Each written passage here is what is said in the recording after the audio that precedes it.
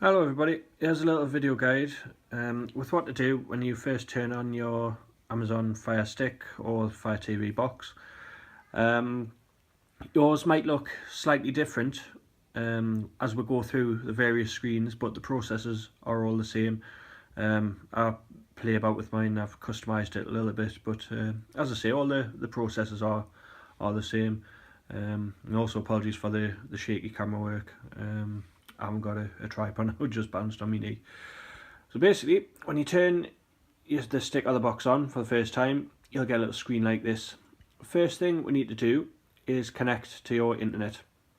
So on the menu on the left, I'm going to come down to Settings, come along to System, and you just press an OK to select which is the round circle on the inner circle on your remote.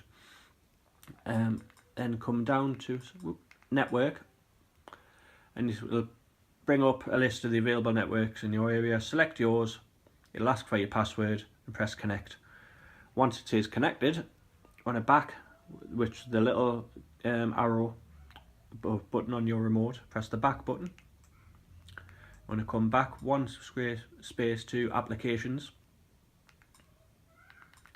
down to manage installed applications, and come down to Kodi and click launch.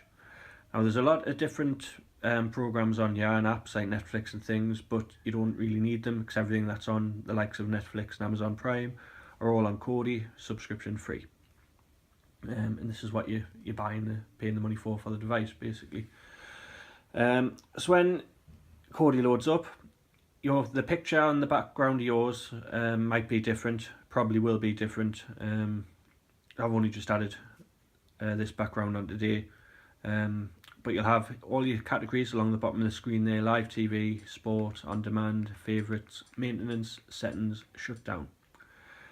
Each category has a little sub menu, and to access the sub menu you press down. So if you want to watch live TV channels, come along to live TV, so it's highlighted in blue, press the down button, and you'll get a list, and they call them add-ons. They're basically apps like you use on your phone, but within Kodi they call them add-ons.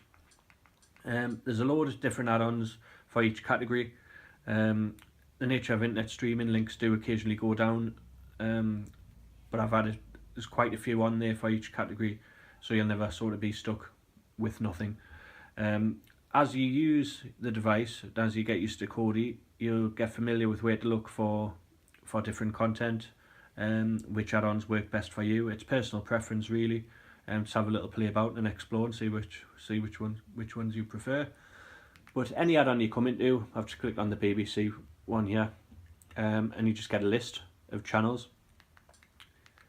Go down and click OK on the channel that you want to watch. It'll take a few seconds and it'll load into that channel. Anything you have playing, if you press the OK button again, you'll get a little menu on the top with DVD style controls, and just click stop and that stops it. For your live channels at the minute, you can only really start and stop. If you do pause one, once you press play again, it'll generally try to catch back up with where it should be. Your on demand section, which we'll get to in a little while, you can do everything you can do on a DVD player. You can pause, rewind, fast forward, skip scenes, all sorts. But for your live TV channels at the minute, it's start and stop. If you ever through an add-on you're not exactly sure where you are, if you just press the back button on your remote, it'll take you back out to the screen previous. And if you're only in one screen, sorry, put my teeth in, the back button, if you keep pressing it, it'll eventually take you back out to your main menu. So that's live TV. Sport, exactly the same. You come along to sport, press down, and you get a big list of all the different sports add-ons. There are quite a few on there. Again, it's personal preference as to which one you use. Zem is really good. They're all pretty much spot on, to be honest. There's quite a few on there. If you come into Zem particularly, and you click on the first one in the list, IP Box Sports, and click on S4 Special, there's tons and tons. There's different servers. There's tons and tons, and you just get a massive list of sports channels. Starts with I think that's Spanish channels on there, but if you go down the list, tells you there you've got them in the UK. And then you click on the channel you want to watch.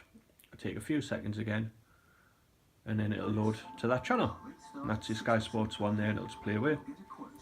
Again, OK, and stops it. And the back button will take you back through the screens you've gone through to get to that point. If you keep pressing back, you'll eventually get back out to your main menu. So there's loads of different ones on there for sports, for football, for Sky Sports, BT Sports, NFL, basketball, you name it, it's pretty much on there. Next section is the on-demand, what most people use these for. Come to on-demand, press down, and you've got a list of all the different add-ons on there for on-demand. The most popular one, pretty much by far, is Exodus, but don't discount the others. There's plenty of other good ones on there. There's a load of them, but I'll show you in Exodus. You come in, this one has a movies and a TV shows section. Let's go into movies. TV shows is exactly the same process.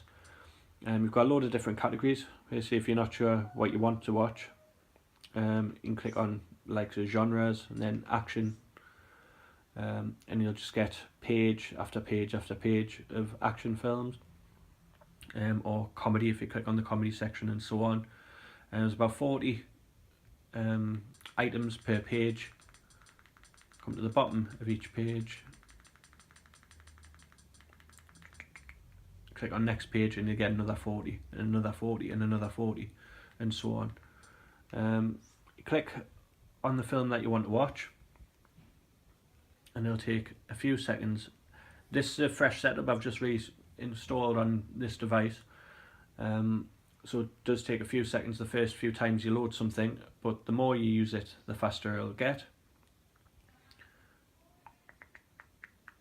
Some add-ons like Exodus and iStream and Zen and Spectral, when you click on the thing you want to watch, it'll bring up a list of links for that film or TV show, and then it's up to you to select the link from the list. It puts them in order with the best quality ones being at the top of the list, so however many it brings up, you just go into the top of the list. However, don't click on any that say Torba, because it'll ask you to sign up for another service, and we don't want to do that, so ignore any say Torba and go to the next one down in the list.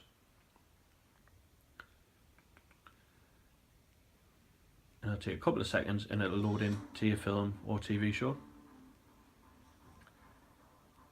And I'll just play away there. You click OK, and again you've got your DVD controls at the top.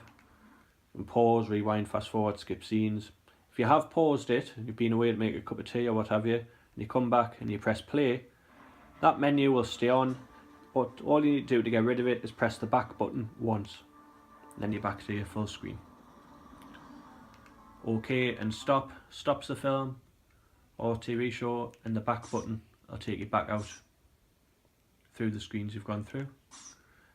Other than genres, you can search by year, by who's in it, language, what people are watching, most popular films, most voted, box office, and so on and so on.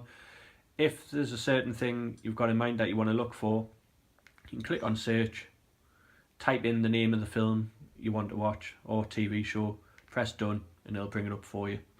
Similarly with people search, if you've got a favourite actor or actress, you can type their name into the search box and it'll bring up everything they've ever been in. One little thing I forgot, let's go back into a section here. On the main screen we have a section called favourites. So if you're looking through your menus and you see a few different things you fancy watching, or you've got a favourite TV show that you watch a lot of, you can add to the favourites, which means you don't have to search for it each time. Just come down, and anything you want to add to favourites, highlight it in blue, press the menu button on your remote, which is the one with the 3 lines on, and click add to favourites. If I just back out to the main menu here, the next category across is favourites. This one, rather than pressing down, you just click OK on favourites, and it'll bring up a little screen there, and they say anything you add to favourites will just appear in here, and you can just build your own personal library. If you want rid of it, again, if you've watched it and you don't want it in favourites anymore, it's highlighted in blue, press the menu button and click remove, and that's it gone. So that's basically, as far as everyday use is, that's pretty much done. Have a little bit play about and have an explore, but it's fairly simple to work out. On your on-demand content, you'll usually get films on there before they're out at the cinema, or while they're still shown at the cinema. Occasionally some things do take slightly longer. Sometimes you might click on a film and it'll say cam, and you'll click on it and it's like, you can see it's been recorded on a camcorder in a cinema. I won't watch those, but some people do. It's up to you if you want to. But once there's a cam version on there, it doesn't usually take them long to get a better quality one on there, so just keep checking back. The only other thing really, everything that's installed on your device should automatically update. When the updates come through, the new version installs straight over the top of the old version, and after a few of them it can get a bit clogged up. So all I ask people to do, once a week, if you click OK on maintenance on the main bar there, click on maintenance, and you come down, if you click on clean video, videos, say all done, and then it'll go through and clean the database. Depending on how many things you've watched, it might take a couple of seconds, it might take a minute or so. Just let it go through till it gets to 100%, and it'll tell you that it's done.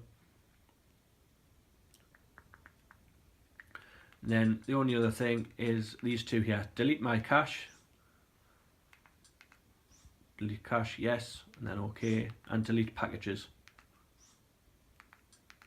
Always ask you, do you want to delete them? Click OK, and that's basically it. Maintenance side. The only other thing is, if your device is ever going to be turned off at the mains or unplugged, try never to do that, or to unplug it or turn it off at the mains with Kodi running. First of all, just click on shutdown.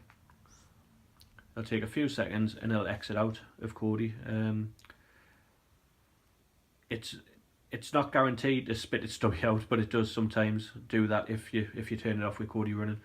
So as good practice, just click shutdown first. Once it exits out of this menu, now it can be unplugged.